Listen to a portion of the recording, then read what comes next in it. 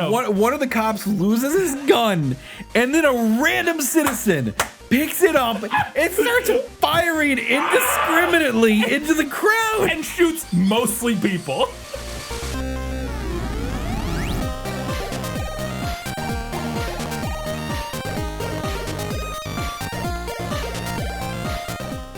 Hello and welcome back to the 209th episode of Good Bad or Bad, the show where we watch terrible movies to tell you should too. I'm your host, Mr. Brian Chilico, joined as always, the other host, Mr. Kyle Hinton. Kyle, kicking off the new year, 2025. The year of the fan. Was this a? No, this was not a fan recommendation. Neither was mine. This is one that I dumpster dive for on some IMDb. Fantastic. That's the same thing I was doing. So we're starting off back to back with our year of the fan with non-fan recommendations. Go fuck yourself. Great. We love you all. I love you. Yeah, I know. I'm just joking, but it's also early enough. You might have to bleep that for the monetization. But. Yes, this movie, oh my goodness, I don't think people will be disappointed that we didn't do a fan recommendation once they see elements and parts of this movie. Kyle, what are we talking about? We're talking about GNAW, Food of the Gods 2. I did not know this is a sequel.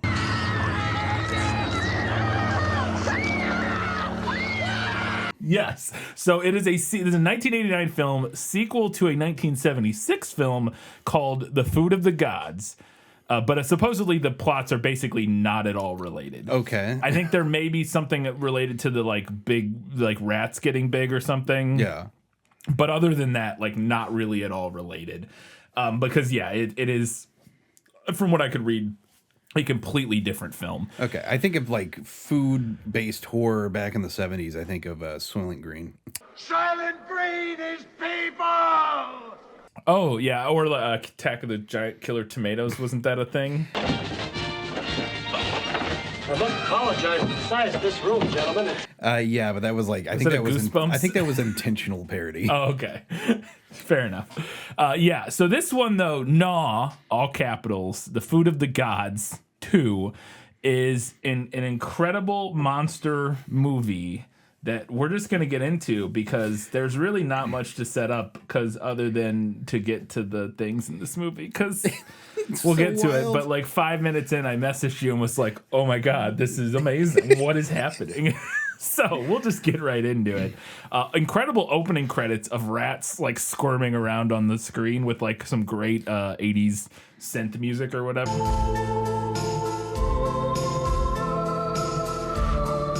Which I would wonder what this would be like for a film stuff that doesn't hold compression very well.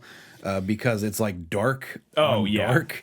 So if you have a some sort of monitor resolution and stuff like that gives a whole bunch of artifacting. Oh yeah. It would look horrible. Yeah, it doesn't look great as is because the version we watched was on Internet Archive. Yes, and it was also 480. Yeah, very low resolution, so it was already kind of crappy looking. But yeah, the opening credits, a bunch of rats squirming around on the screen. Then we jump into the movie, which is we open on some animal rights protesters. Yes. We establish our animal rights protesters who are college students. And they're all chanting animals have rights while wearing this animal ass and stuff. And you think initially you're like, oh, it's a slaughterhouse or something like that. Right. Because it's a cow. Yeah, or something. Right. But no, we find out. So they're university students and it's at their university, which I don't know if they ever say the name of it. Probably. I mean, they're in New York. Oh, okay. Yeah. But it's at their university. There is an animal testing lab there that one of the professors, or several people work in, but specifically this one professor, evil professor, yes, whose whole thing is that he is just evil. How do you know he's an evil scientist? Does he have a beard? He's got a beard and he talks like an evil scientist. Yes. He's like, I don't care about these animals. We must cure baldness.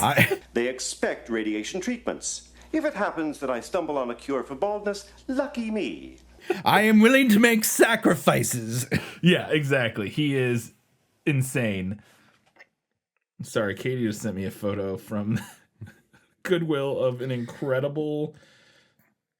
Please buy that.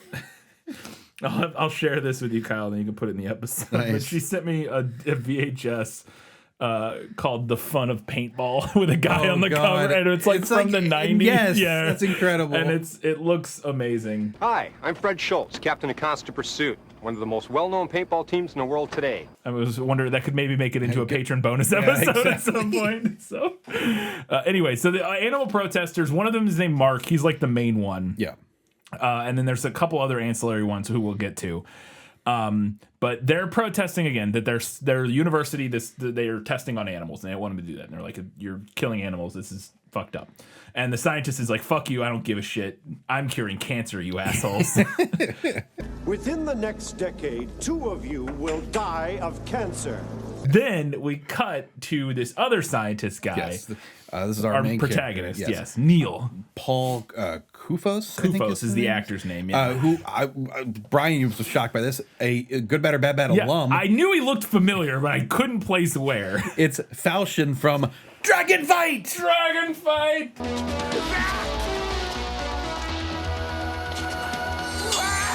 You gotta just get the axe and swing it around. With the crazy ass Robert music. Zadar, yeah.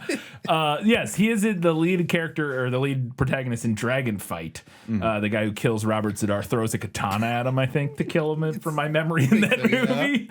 But yeah, that actor is playing Neil, who is also a scientist researcher at this university, but he works on plants. I think the objective is like some sort of like increase the yield. Yeah, it's classic plant botany stuff of like make these fruits bigger or whatever and like make more fruit or whatever.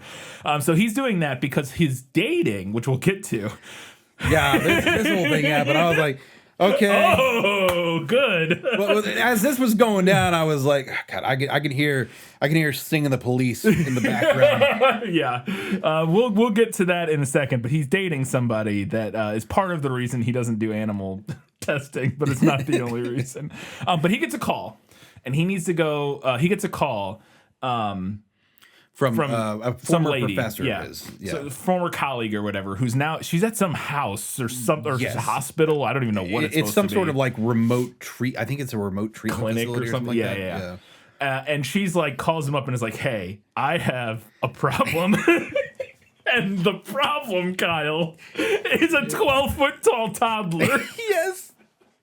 It's incredible. So he makes the drive out there. He's like, I'll be on the next flight out or whatever. He shows up. They bring him in. Everything here seems, relatively normal. Maybe it's some sort of science thing that he specializes in. Or who knows, or like a disease of some sort that maybe They bring him upstairs. We see a bed, right? Yeah, just an empty bed. It's like, oh, okay, cool. And then bathroom door opens. Door opens up, and this giant, like 6-year-old walks out. And she says something to him. Says, "I'd like you to meet my colleague, Dr. Neil." And he responds. This like 12-foot tall 6-year-old responds by yelling at her. I want you to meet my colleague, Dr. Hamilton. And I'd like you to get the fuck out of here. And I'd like you to get the fuck out of here. And it's like we're like 4.5 minutes into the movie, Kyle. I was like, all right, yes, this is incredible. At that moment, I had to pause the video and pause the movie and get up. Like you can't drop that scene on us and have a normal reaction. It's insane, and it's oh my god, and it's not the only one of those moments in this movie. There's at least one more, if not two. But this moment, again, like 5 minutes into the movie, I was like, holy shit, this is amazing. I want you to meet my colleague, Dr. Hamilton. And I'd like you to get the fuck out of here. And the thing is that the miniature or the giant effect that they do actually looks fairly convincing. And that's the thing. This movie looks pretty good. And it's actually like a fairly well-made movie. The scaling doesn't feel incredibly off. There's a few parts. No, there's some parts where it feels weird. Get out of here. Get out of my room. But generally, they did a pretty good job. Yeah, and more than that, it just really sells this fun, like, pulpy comic feel, especially the one later. The one later that I sent you a screen grab of, which is my favorite, maybe my favorite single shot in a movie that we've ever done, maybe? We'll get to it. That moment later looks was so well done that it looks like exactly like the movie poster cover of like a pulpy like maggot, like again like a pulp like comic book that you would pick up, like the Incredible Inflating Man or what, you know what I mean? It's, He's like, the 50s like schlock B movie type stuff. And don't you dare in the edit put that shot in yet. We're saving that till later. Don't you dare spoil it and for our viewers by putting that shot in yet. We'll get to that later. You'll just have to listen to us talk about it now. Reduce my amount of censorship here. Well, that scene is that moment. I think you can put in entirely that shot. I think you can put in entirely without censored. Or maybe like one tiny little. We'll get to it. We'll get to it again. Don't spoil it yet. Oh God. So there's a giant fuck off toddler who's like 12 feet. I say toddler, like you said, he's like 8 or 9 or something, but he's gigantic. And we explained that she's testing. He had like a growth inhibition, yes, a growth deficiency, and so she tested some special stuff that she had growth used hormones on someone else, but for some reason it's having a weird adverse. You used an experimental growth hormone on a kid? Oh, Neil, it was thoroughly tested. I've used it on patients before. She's like, well, I've used it elsewhere, but and he's like, well, that's an experimental hormone. Like, what are you doing? And she's like, well, I've used it before and it's been fine, but this time I made this kid's turn into the Jolly Green Giant. Yes, it's an incredible twist, just right off right off the bat. And I love. So his response is, all right, well, here's what I need. I'll do what I can, but I need a sample of all his bodily fluids and the 192. Yes, of course. Anything you want. I need a sample of all of his bodily fluids. All of them. All right. Weird. But he's going to help her. He's like, give me those samples. I'll do what I can. I'll take it back to the lab and I'll run some tests and maybe I can figure out, you know, how to fix this or whatever. Then we cut back to the evil doctor's lab and his lab assistant. He has like, because both of them have lab assistants. The evil doctor has a lab assistant, I'm pretty sure, and then the good guy has, or maybe it's the same guy. I can't remember. They're like testing on animals, and this is where we see like them throw the dog away. The dog dummy they made or whatever. They clearly made like a big fake stuffed dog that is laying on the table, and the villain lab assistant just picks it up and throws it in a trash can. This is where the evil doctor is becoming very adamant about curing baldness. Yes. And we're like, I wonder why he's wanting to do that. What's he hiding? If it happens that I stumble on a cure for baldness, lucky me. Yeah, exactly. And so he basically says, like, well, this is where we establish that this is all a cover. Like, they're pretending that they're trying to cure cancer, but really they only care about curing baldness so they can sell it. It's crazy because, like...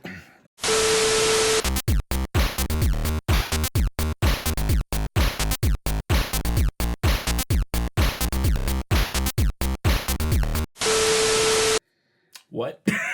Anyways, I don't know what you mean. Point is, it's counteractive, is what I'm saying. It is. Well, I don't know. The point, they're pretending to look for a cancer cure, but they're really looking for a cure for baldness. Whatever. Who cares?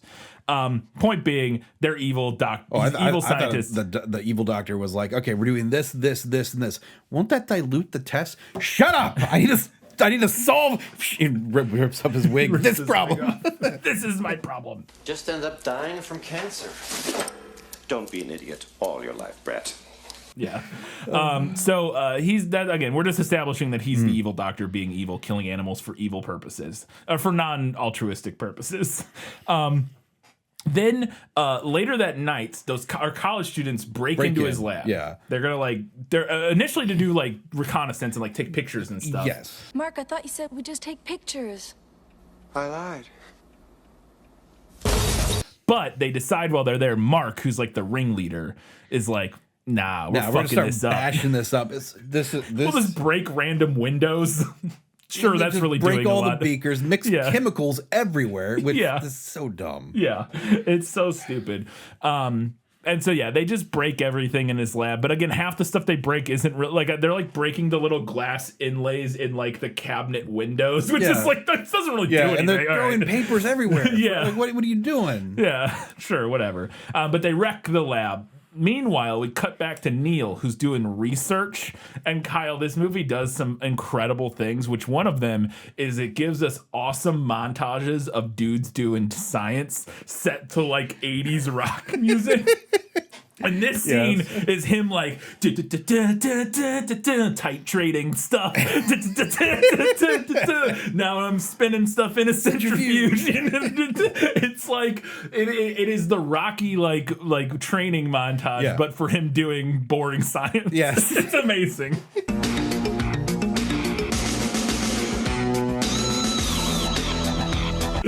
I haven't seen Oppenheimer, but there's no way that film matches the pure artistry of the mise-en-scene in this film. So Christopher Nolan should have saw this and he would have been inspired. There is a filmmaker that I think saw this and was inspired. We'll get to it later.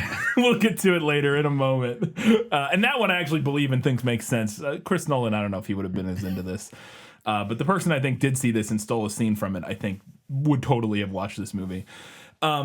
So he's done some more science now. He needs to test it, and he injects some tomatoes or whatever. Yes, and this is where his tomatoes get gigantic. This is where it should have been Attack of the Killer Tomatoes. Yeah, essentially. The tomatoes continue on their rampage of wanton destruction. But he makes these giant tomatoes, and his lab partner is like, "This is it. You've made the food of the gods. This is the food of the gods. You realize how valuable this is?" Yeah. He said the thing. He said the thing. Yeah. But he's like, well, this isn't what I was trying to do. But he's like, well, think about it, though. We could use this. Like, what if we injected like pigs and cows and fish? You could feed the whole world. Yeah, essentially.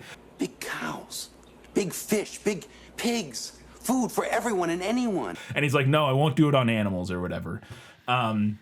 He's like, no, I won't do it on animals. So then he leaves to go do something. And as he's leaving, his girlfriend arrives. Yes. And his girlfriend, Kyle. Okay, so. Also one of the protest people. Yes, she is a student activist. Keyword there being student activist. Yes. He is her professor. He is fucking his student. It's great. Planning some late night cramming sessions? Oh, come on, Alex. You know I wouldn't even dream of another woman. It's real good. It's real good stuff. Yep. Meanwhile, as he's in the hallway, a different student walks up and is like, hey, I would like to fuck you. And he's like, get out of here. And his girlfriend is like, hey, I'm fucking this professor. Find yourself a different professor. It's great. Yeah, and also this scene, maybe the biggest flaw in this movie technically is the ADR. Because, man, the ADR... It can be rough. Real rough. And some of these scenes in the hallway, I think this scene in particular, his lines are all recorded like on set, or at least it seems like it. Hers are all ADR, and they're terrible. And there's... I'll see you tonight, okay? 8 o'clock and we'll do something special. Sounds X-rated. There's some other rough ones. I think there's a scene later where they have the protest people, and one of them was like... two different sound sources coming together on the same line, and it was creating like an echo effect. Yeah, I don't buy a word of it. If you're gonna arrest us, then do it. Otherwise, we're gone. It's not great. It's not great. But we also have to establish real quick before we move on that he's the fucking Pied Piper. Like that's which is, I saw that. I was like, what the hell is this? He literally so he has a pet rat. Yeah, a little pet rat, a little white rat. Yes. Yeah. And he pulls out a pipe and plays a little tune, and the rat comes up and climbs his arm.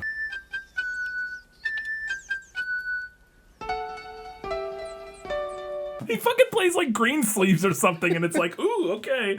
And yeah, we're establishing that he can use music to control rats, which will be important at the end of the movie in an incredible way. But so against his better judgment, because of the prodding of his partner, he decides, all right, I'm going to test this on one rat. Yeah, and the whole logic behind him acquiescing to it was to help the kid, because they're trying to synthesize an antidote for the kid. Look, Neil, I know you don't like it, but there's a human life at stake here. Yeah, and so he decides to test it on one rat, not his pet rat, just another one. They bring in some other rats, and he injects one rat with it, and then his girlfriend shows up, so they have to hide it. Yes. And so they drag the giant tomato plant to hide the rats. The thing, yes, because she shows up to check in on him later that night. And then they leave for the night, and we get a sick montage of the rats eating the giant tomato while they're like. They're like, oh, that's right. Yeah, because they're cutting against the professor fucking his student. Cinema, Kyle. It's art. It's art. It is. You're not. I forgot that there was a montage of rats eating giant tomatoes cut against a college professor fucking. That's This is filmmaking. All right, here we go.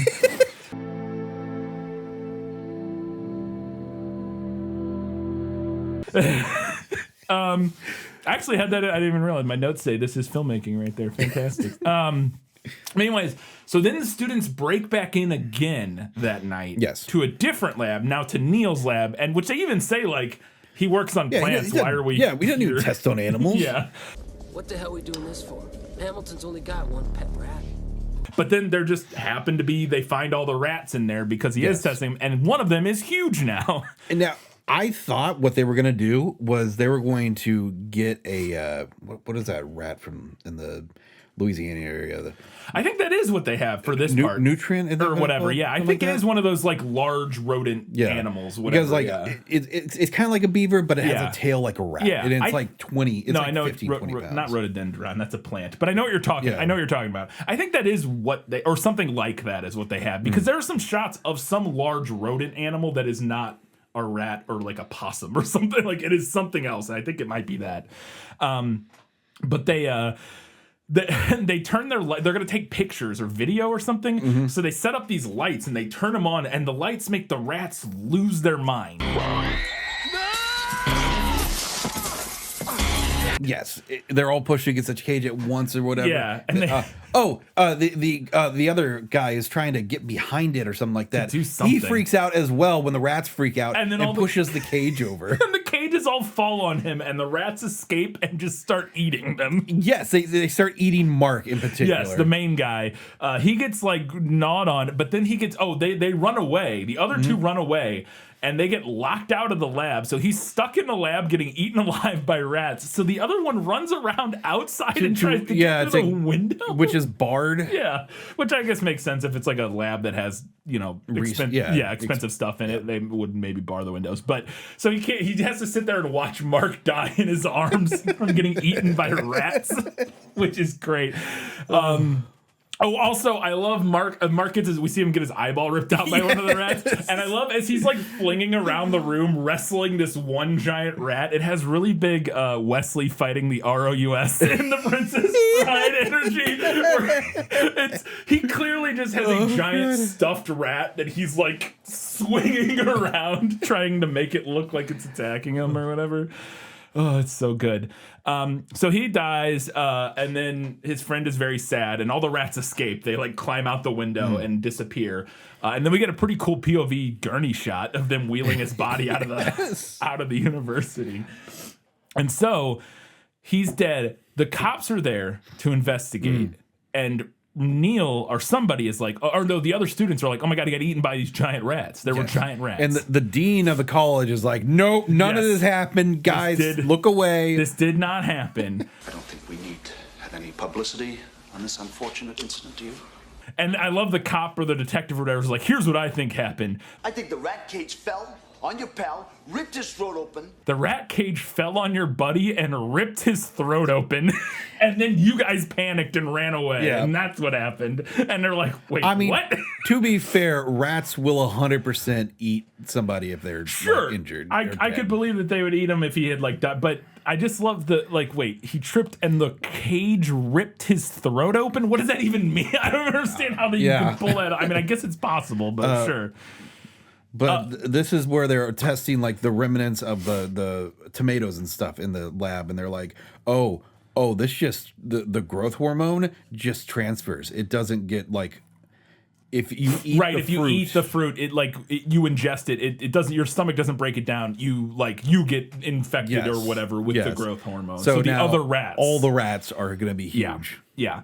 We also, like you said, the dean comes out and is like, none of this happened, and we're just doing Jaws here. He is just the mayor in Jaws who's like, guys, the pool opens in 3 days. There are no killer rats. Everything's fine. And it did crack me up that this is all in service. Like they have to keep it all hush hush because they're opening a pool. It's such a weird. Well, thing. The way he put it, I think it was like some sort of alumni event where they're like getting a bunch of donors. Yes, there are going to be a lot of wealthy alumni. Checkbooks in hand. rats. He's like, money. There will be so much money. We can't. We need to meet our endowment. Yeah, and so there's no rats. You're liar. You're all liars. There are no rats. There's nothing to see here. It's all fine. But yeah, so we're just doing Jaws. Then we introduce, he's like, call some exterminators though. Dude, to get the rest of the this guy, this one exterminator is the best character. You mean the man with no name that shows up? Because that's who the fuck he is, Kyle. The Clint Eastwood of rat exterminators. He is just doing Clint Eastwood. See, that's exactly what's wrong with this country. Nobody takes pride in their work anymore. It's all like, so they show up. We get some badass music for the exterminators showing up. One of them's the guy who's just like wants to sit in his van and like eat food, watch a game or whatever. Yeah. But the other one is this guy who talks literally like the man with no name from all the movies. I just find the rat, aim, and kazoom. And chews on a cigar the whole time. And his plan is to go around and set rats on fire with a modified flamethrower. Yes, he has a modified flamethrower, and he was like, here's what I do. I'll just burn them all with this. That is his plan. And so we set him up. He's there now looking for the rats. Meanwhile, the other kids decide they need to go to the sewers. They need to avenge Mark. Yeah, so they're like, what would Mark have done? He would go to the sewers and look for the rats? Like, what would Mark have done? And cut to him literally getting his face eaten off. I guess he get eaten by rats. They did follow in his footsteps, to be fair. But they get down to the sewer, and she's like, God, it stinks down here. He's like, rats love this kind of shit. Because it stinks. Rats like this kind of shit. Which I thought was a very funny line for some reason. I don't know why I found it so funny, but so meanwhile, so they're looking around the sewers. Meanwhile, the second exterminator starts getting chased around by a rat. Like he sees a rat and he runs from it. He ends up in like the basement or whatever. It's those tunnels that they use a lot at the end of the movie. Yeah, it's like facility type tunnels. Yeah. It's the classic tunnels you see in like Doctor Who episodes and stuff all the time, where it's just like a tunnel with like cabling, like power cables and stuff running down one hallway or whatever. That's like the basement under some university. Generic maintenance tunnels. Yeah, generic maintenance tunnels. But he's down there running from him, and I was a little disappointed with his death because we just get it is at least a fun like Sam Raimi zoom, like the sped up like This does have a lot of Sam Raimi's and a little bit of the old Peter Jackson, like his old New Zealand like horror Meet films. the Feebles and stuff like that. Yeah, a little bit. It definitely has. That's what I'm saying. As a movie, it has a little bit of like style and personality. It's definitely hokey, and they know it's hokey. Oh yeah. But it's not like terribly made. It has some artistic flourish to it that made it at least fun to watch. Again, this one I was hoping for a little more gore, like when this guy got killed, but we just get the zoom, which is fine. You got to work with the budget you got. Anyways, meanwhile the others, so he gets killed. Meanwhile, the other exterminator is like walking around the library, I think. Yeah, which is a great scene. He hears some shit get knocked off a shelf, and he looks around the corner, and it's Animal Farm sitting on the floor. Very apropos, obviously. But he walks over there, and then a rat bursts through the bookcase and attacks him. But he's able to flamethrow it, which is incredible. Or murders the lab assistant, and then he's able to, or I think maybe the lab assistant sees and the this book. Is the that's what it is. Evil scientist lab assistant. The evil lab assistant sees the book. He gets attacked and killed. Then flamethrower exterminator shows up and lights the rat on fire and kills it. And then again, we get another scene where the university president is there, like looking at the burned remains of the rat, and it's nothing to see here. All fine. Is good, sir. These are like the burned remains of like a 40-pound rat. Do we think we should? It's fine. Everything's fine. You have an employee who's dead. Yeah, this employee got his larynx ripped out by we think this 40-pound rat. Everything is fine. The pool opens tomorrow. Exactly. Oh God. So then the other students that were in the sewers, we cut back to them. They get cornered by a bunch of rats and eaten alive. Slowly eaten alive. It's pretty great. In the arms of the angel. I think the only thing this movie, and there are some good gore effects. I think that would have really taken this movie to the next level if they had upped the amount of like active gore effects, because mostly what we see is aftermath is like, oh, a skull that like got gnawed up or whatever. If we had seen some good stuff of like them getting bitten and like blood spraying and stuff, that would have really taken it to the next level. I've done those before, where you basically take a like a compressor and you take some tubing, right? Yeah, and you just put in like, a little bit of sponge material, your fake blood, and another little sponge. You just some more effects like that would have really elevated this movie, in my opinion. But it's still pretty good as is. Yeah. But so they get eaten alive by the rats. So now most of the students are dead, except for the one student, which I can't remember her name, Maria, maybe. Yeah, I think it's Maria, which is that's a different girl. Maria's the girl who is trying to sleep with the professor in the other scene earlier. Yes. She is now at a party hooking up with some random foreign exchange student, or at least I assume he barely speaks English, and they're like, I love this country. Come on, my roommate gets home at 2. But they're hooking up like in the quad. Yes, like on the ground. Yeah. And then, I love we set it up like she walks over to find him, and we think she gets eaten by a rat, but then she's like, ooh, oh, like, and then we're like, oh, wait, I guess it wasn't a rat. And then we find out it was him, but then they do get eaten by rats. Yes. Sorry, he gets his ass cheek bit off by a rat. Initially, I thought he got his dick bit. That's what I thought too, but then when he turns around, he's running, we see blood like on his butt cheek, and I was like, that's not what come on, rip his dick off. Like, that's the whole point of that scene. He's standing there peeing, like, that has to be what you do there. Come on. Quote of the episode, Brian, bite his dick off. That's what you do in that moment, Kyle. You bite his dick off. This is screenplay 101 stuff, Kyle. You got a monster movie where you have a giant, or a tiny giant toothy monster that famously bites things, and then you got a guy standing there with his dick out peeing. Do the math, Kyle. Come on. I mean, come on. Anyways, again, more terrible ADR during that whole scene too. Like, all of Maria's ADR is atrocious. Dr. Hamilton, what are you doing here? What do you say? Can I buy you a drink? So he gets eaten by the rat, and then he gets hit by a car as he's running away. Kills him. We get into the next day. I think this is the final day, because this is. Oh, we're getting close. Well, we have the maintenance guy driving around in the tunnels in his cart. Oh, It's right. like also going on during all this. We meet the maintenance guy wearing like a fishing hat, like driving a little cart. Wild. I don't know what's going on with him.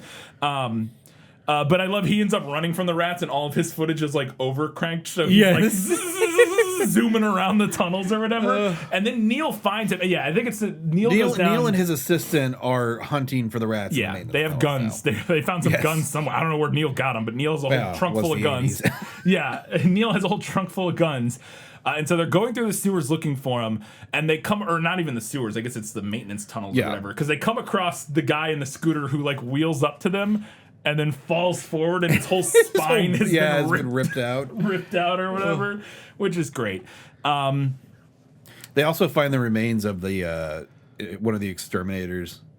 Oh yeah. Yes, the guy who got the Sam Raimi Zoom death. Yeah, they find his body as well.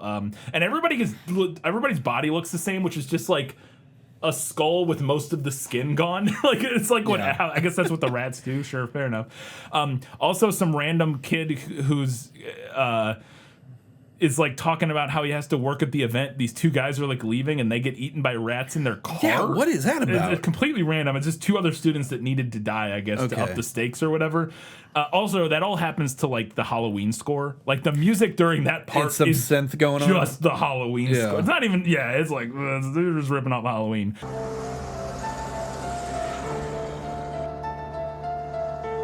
And again, the dean's still pretending none of this is happening. 2 more students died in their cars, like, on campus, clearly eaten by rats, and he's like, guys, it's fine. It's fine. I believe this is where we are met with more art.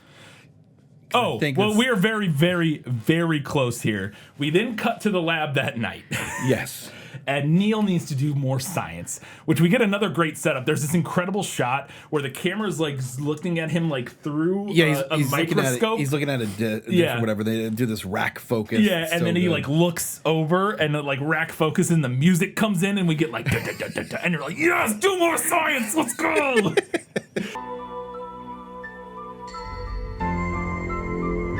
But then he's going to inject himself. He gets a needle, and he's thinking about injecting himself, and I don't even know why. For some reason, yeah. He's thinking about injecting himself with the serum, but then he does it, and right before he's able to, his girlfriend walks in. No, it wasn't the girlfriend. This was the other chick. Oh, was it Maria? Yeah. Oh, I thought it was his girlfriend. I think you're right. Okay. But a girl walks in and is like, hey, Professor, I've been thinking about you or whatever, and then they just start having sex immediately on like a plant bed. Incredible, yes, because it's in his lab, so he has this whole like table full of like flowers, and they fuck on top of that, which is good job, movie. That's incredible stuff. But then, in the single greatest shot, Kyle, in any movie, in my opinion, that we have ever done, single shot. Before we get there, as they're having sex, we kind of get from his POV, we're like looking down at her laying on this flower table or whatever, and all of a sudden his hands, he's like grabbing her, and all of a sudden his hands are huge, and they're like 3 times bigger than they should be or whatever, and he's like, what? And then we cut, Kyle, to a wide shot of him fucking her. She is laying on the table. Yes. Of flowers. The lighting in this moment is exquisite. And he looks down and goes, and he is like, he's like the Hulk mid-transformation. He really is. He's like 12 feet tall with giant arms, and he does this pose where he's like, and like she's laying on the thing in front of him. God. And I cannot stress enough how exquisitely lit and shot it is. It looks awesome. Brian, it's art. No, it legitimately is. It's fucking amazing. It's hilarious. Like the moment you see it, your brain, oh my god, like it's just ridiculous. Because also the implication of that he is inside her at this moment, and all of him is big at this moment. But just the lighting, and again, I said it earlier, but it looks like those classic, ridiculous, like pulp comic book covers from like the 40s and 50s. This one in particular. Yeah. This one has that like high contrast. That high contrast and the way the light's hitting the wall, and the way like his pose is like that classic like you know, like the famous one where the guy's like getting attacked by crabs or whatever, and he's like throwing crabs off of him. It's like that. It's legitimately stunning and an incredible shot, and whoever came up with it, and I cannot stress enough, it's art. Bravo.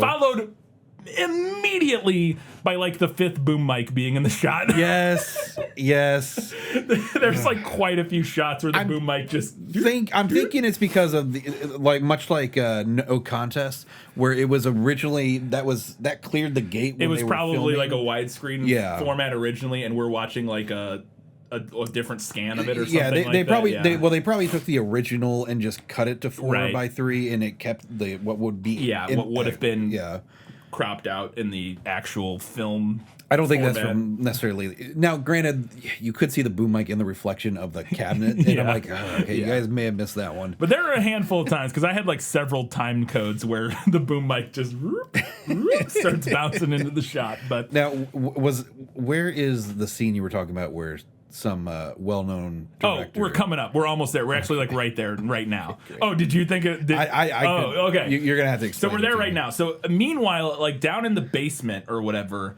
the good lab assistant, his lab assistant, is talking to somebody. I don't remember what happens, but he's down there. He ends up getting attacked. Yes.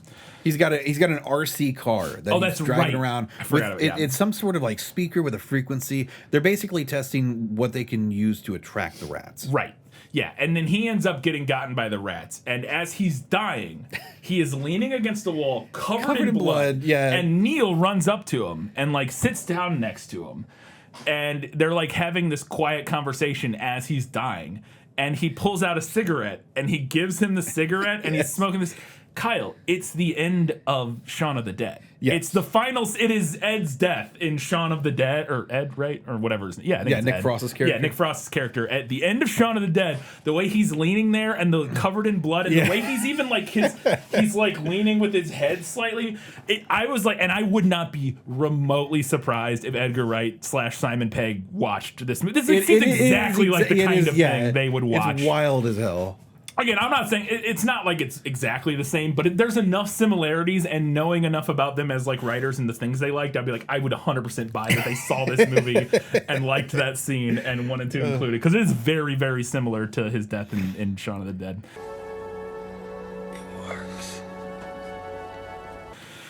So he's now dead, and then Neil goes after the dean because he's mad, obviously, because his friend died, and he gets fired and like kicked out. He's like, "Get the fuck out of here! You're," because his lab assistant friend died. I want you out of here, Hamilton. 1 hour out of your lab, out of this university. Then meanwhile, then this evil scientist, after he goes up and steals Neil's samples or whatever. He's able to get the synthesized formula that's making everything grow. Yeah. And he starts doing some experiments. He has the genius idea of mixing it with cancerous cells. Oh, is that what he did? I missed what he was doing, yeah. Because he was taking, like, he was like, oh, maybe we can see if we can grow some hair off of this cancerous canine cells. And then it starts, like, growing rapidly. And then he cuts himself like an idiot. Yes, he jabs his finger, and he's like, oh no! And then immediately starts melting. Basically, he gets super cancer. He does. He gets super cancer and just starts melting. And this one's a pretty fun, like, effect scene where he just gets progressively more and more, like, boils and pustules. He becomes the dude from RoboCop. Yeah, I was thinking he kind of looked like the Thing from Fantastic Four, and like in a few stages where he's like, "Rrr." But he's like that dude from RoboCop who starts mutating after getting hit with the toxic waste. Yes, no, absolutely. He's just like, "Rrr," and he's just like freaking out. And then I love there's also like weird ass Christmas music during his like experiment scenes. I don't know what's going on there. I'm gonna be rich. I'm gonna be rich. I'm gonna be rich and famous. But he just turns to goo. He turns to goo, falls on the floor, and just like, bleh. And then, and I don't know exactly what happened here. I may have missed a scene, but Neil shows up with his lab assistant, or not his lab assistant, his girlfriend. Yes. And they have like some chemical. They have the antidote. He synthesized the antidote. I guess that I'm happened not sure off why camera. he brought it with them. Yeah. But he poured it on the goo, and it turns black. And he's like, it's working. It works. Is it? Is it? Is it? Like this, you're right. That scene made no. It felt like they were like, we got to end this. I don't know what to. Because he just shows up and he like, and it's like, oh look, it's the. And one, they don't react nearly enough to seeing a human being like turning into goo on the. Yes. They're just like they kind of like step around it like how when your cat pukes on the floor and you're like, ugh, I'm gonna get around that. they're like treating it like that, but they don't react nearly enough to this man's oozing body on the floor. And yeah, he just dumps liquid on it, and it's like it's black now, so that worked, I guess. Okay. Yeah, but the evil scientist experimented on his pet rat. Yes. Because I guess he just thought it was just another lab rat. Yeah.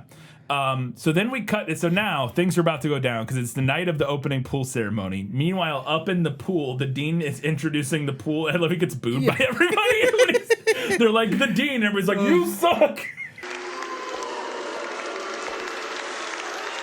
Which I thought was really funny. You figure maybe it's a swimming competition or something like that. It is, in a way. In a way. It's synchronized swimming. That's such a weird thing. I love it. I love that it's synchronized swimming. I don't know why. Again, because we intersperse, like,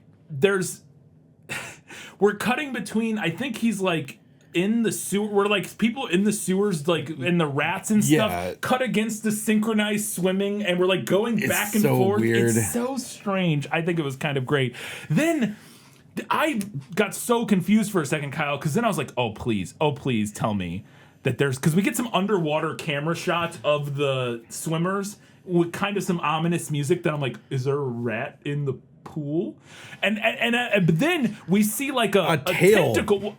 you say tail, and that's obvious yeah, in it looks like retrospect. a tentacle. I thought there was like a giant octopus all of a sudden.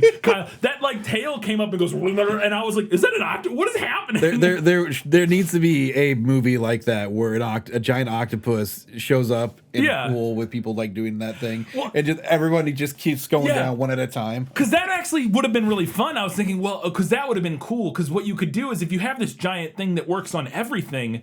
Like works on any organism. Why make it all rats? I am a little disappointed, aside from the kid, that we didn't get any humans that became like 20 feet tall or something like that. And that would have been, that's what I thought Neil was thinking about doing at the end when he was thinking about ejecting himself. I was like, is he going to become giant to fight the rats? Because that would have been fucking awesome, Kyle. if he became the Hulk to fight all the rats or whatever. But no, I was like, actually, if it would have been a squid, that would have been awesome, because I think it could have been a cool idea to take, like, the chemical it breaks containment and, like, gets out in the world, and then it's, like, giant different things are attacking people instead of just rats. So, like, in this, I don't know, somehow you come up with an idea that, like, somebody, as a prank, put, like, a small squid from the biology department in the swimming pool during the thing, but then it gets in the water and it gets huge. You have a hell of an issue, because by the end of this film, you have effectively all this food that other animals could eat in the form of these rats. Yeah. You could have, it's like, this insect came along and ate a little bit of rat, and now it's huge. That would have been sick. If we would have had stuff other than rats getting giant, I think would have been really fun. Well, I think that's the end real, but the film can't explore that because it goes outside the scope of the film. Yeah, and budget-wise, they just couldn't. But like logistically, 100%. Yeah. It would have been awesome. But so the rats show up and just start eating all the synchronized swimmer, and then just start killing everybody in the gymnasium. This scene in the gym where pandemonium sets in is the greatest thing. It's so good. They just started. Oh my god! They start attacking everybody, and everybody's freaking out. I love the dean tries to escape by going up the high dive like an idiot. Yeah. And I love the rats chasing up the high dive, and also the high dive appears to be like 18 stories tall because he goes up forever. There's this kid who hides under the bleachers and sees the dean fall to his death and just has a great look on his face, like, yeah.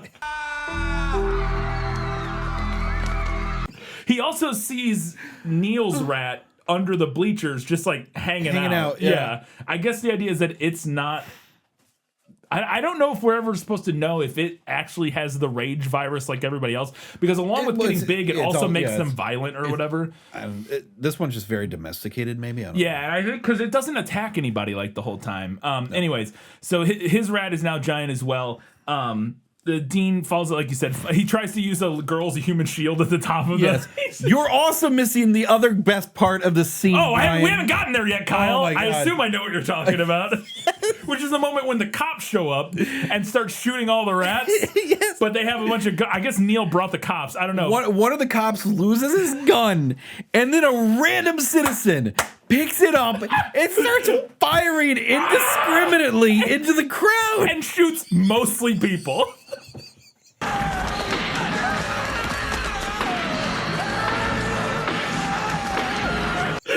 He starts firing like, and it's just, he's hitting all people. He hits like one rat and like 10 people. Oh my god. And then somebody else has to tackle him. It was the Clint Eastwood Exterminator. Oh, was it? Yeah. It's so funny, dude. Oh my god. Just the idea of a guy in complete pandemonium picking up a gun and just firing randomly, hitting people without any discrimination whatsoever, just killing people left and right. It's very funny. It's very funny. In the arms of the angel. Meanwhile, Neil shows up and he has a plan to save the day. He grabs because they did the national anthem. Yes, with an amp. With a guy with an electric guitar and amps. He grabs that guy and it's like, come with me. And they use the amp. Like the Pied Piper. Yes. That's how they're attracting the rats. He attracts all the rats outside. Well, and not just all the rats. His pet rat in particular. Yes, because she's in heat. She's in heat, so all the other rats follow her. That's what it is. Yes. You're right.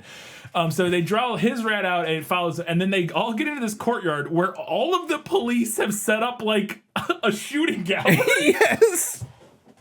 And All the rats end up in the courtyard, and then they just start unloading on them, and Neil's like, no! Because his pet rat is still there, yes. It's so sad. The end of this movie is legitimately sad. Like, I was like, I legitimately felt bad at the end of this movie, because they shoot the shit out of all these, like, and again, it's just like fake rats or whatever.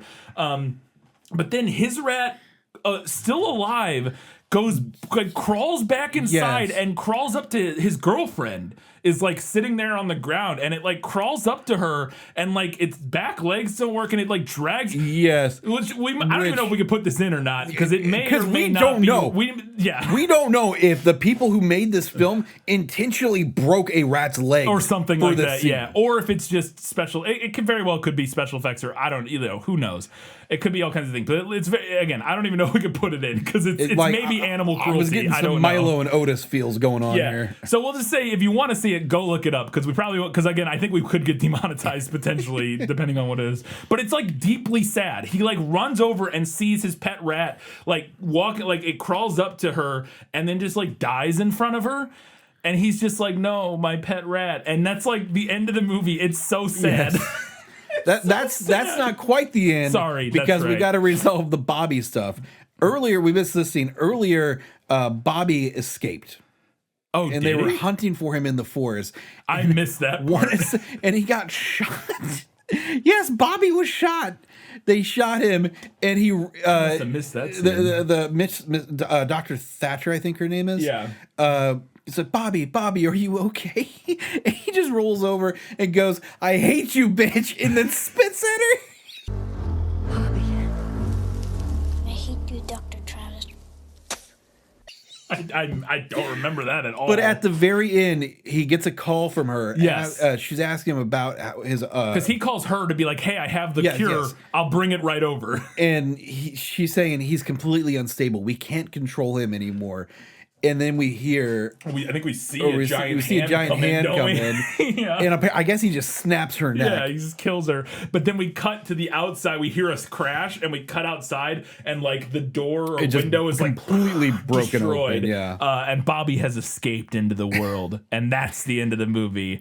And if the sequel, if they made a GNAW Food of the Gods 3 that was just Bobby like destroying the city rampage style, that would be incredible. I was gonna say, isn't that Honey, I Blew Up the Baby?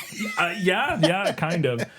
Oh God, what an ending, Kyle! I would say this movie's good. Oh, this movie's great. Bad. It's very, very good. Because again, it's in a lot of ways it's kind of just good. It's also very cheesy and ridiculous. Oh yeah, it's pure like 80s horror. Pure 80s schlock, but it has again, it's very well shot. It has some really cool visual moments in it and stuff. It also has some of the most memorable moments in it. Yeah, They're just so good. Like what? Oh my! The first time the 12-foot tall toddler shows up, you're like, wait, what? Like it's just not at all expecting it. And again, it looks kind of good in a way that is really surprising. And just so many different moments.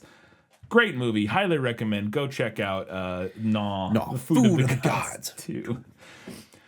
As always, you can do us a giant favor by heading over to patreon.com/GBorBB. Support us there, get access to bonus content, all kinds of good stuff. You can also support us by heading over to tpublic.com, search for Good Bad or Bad Bad. Find our merch. All the links are in the description. I have a podcast called This One Was It. We're talking about movies that are based on books. When this episode's out, our most recent episode will have been our first episode of the new year, which... I don't know what it is. Son of a gun, Kyle. I knew this, and now I don't know. I think it's based on a book. Well, you might have got me there. I think you're correct about that. I can tell you in just 2 seconds. It's going to be a series of unfortunate events. Nice.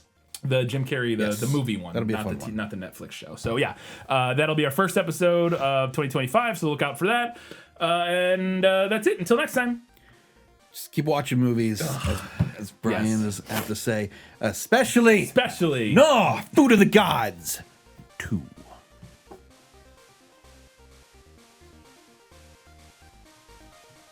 We're done. Yeah, I didn't know.